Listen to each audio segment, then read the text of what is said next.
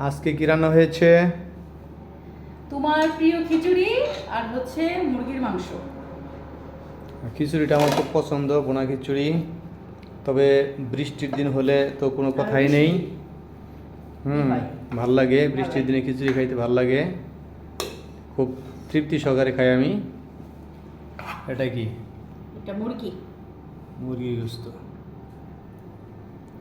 যাই হোক, তোমার ফেসবুকে দেখলাম একজন কমেন্টস করছে যে ফেসবুকের ইনকাম বোধহয় কমে গেছে, এই জন্য ডাল আর করলা ভাজি খাচ্ছেন এরকম।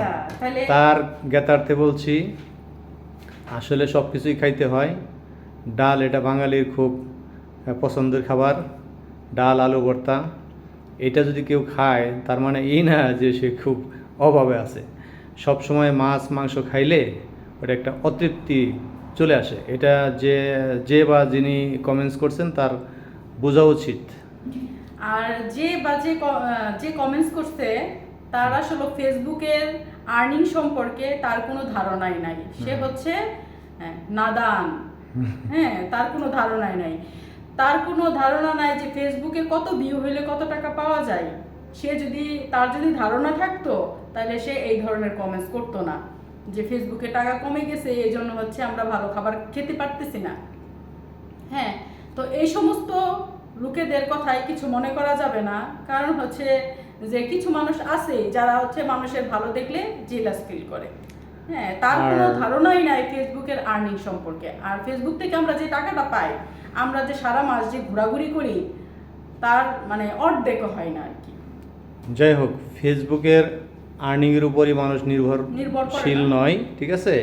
এর বাইরেও মানুষের কর্ম আছে অবশ্যই। ফেসবুক একটা বিনোদনের জায়গা, বা অনেকে শখের জায়গা এটা। এর জন্য মানুষ ফেসবুকে ইনভলভ থাকে। তো শুধুমাত্র যে আর্নিংয়ের জন্যই ফেসবুকে কাজ করে বা ফেসবুকে অ্যাক্টিভ থাকে এরকম না। এটা তিনি হয়তো জানেন না, না জানার কারণে, অজ্ঞতার কারণে সেটা বলছেন। যাই হোক, বলতেই পারে, কোনো সমস্যা নাই। আল্লাহ আমাদেরকে যথেষ্ট ভালো খাওয়ায়, আমরা আল্লাহর কাছে শুকরিয়া আদায় করি সবসময়ই। আর সবারই বোঝা উচিত যে সবসময় একই ধরনের খাবার, হ্যাঁ, বোঝা উচিত না, মানে ওই নাদান ব্যক্তিরই বোঝা উচিত যে ফেসবুকের টাকা দিয়ে আসলে আমাদের যে ভিউ হয়, হ্যাঁ, ওই টাকা দিয়ে হচ্ছে আমরা চলি না। আমরা ফেসবুক ওইভাবে ইনভলভ থাকি না, মানে খুব স্বল্প পরিসরে আর কি। স্বল্প পরিসরে মানে সবাই করতেছে, আমরা একটু ভিডিও করি, সবার সাথে শেয়ার করি, এই আর কি। আর যে নাদান লোক বলছে, ওই নাদান লোকলে বলতে চাই যে একটু জেনে শুনে বুঝে তারপরে কমেন্টস করবেন। ফেসবুক আপনার জন্য না, আপনার মতো এরকম বুকা সুকা কি বলে নাদান লোকের জন্য না, যে কিনা কোনো কিছু জানে না বুঝে না, একটা কমেন্টস করলো আর হয়ে গেল। তো যার উদ্দেশ্যে বলছি সে অবশ্যই বুঝতে পারছে। আল্লাহর রহমতে আমাদের জব আছে এবং পাশাপাশি আমাদের বিজনেস আছে। হ্যাঁ, সেখান থেকে যতটুকু ইনকাম হয় ততটুকুই আমাদের জন্য যথেষ্ট। আর ফেসবুক তো এটা জাস্ট শখের বসে মানুষ করে। এখন ফেসবুকে অ্যাক্টিভ থাকে এরকম বহুত লোকই আছে, কেউ কম বা কেউ বেশি। যাই হোক, আজকে খাবারটা মনে হয় খুব ভালোই হবে।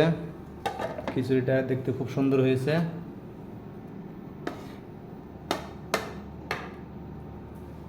তাহলে এদের মানে কোনো নলেজ নাই, তারপরও আয়শা হুট করে কর্তিকা আয়শা একটা কমেন্টস করে যাবে।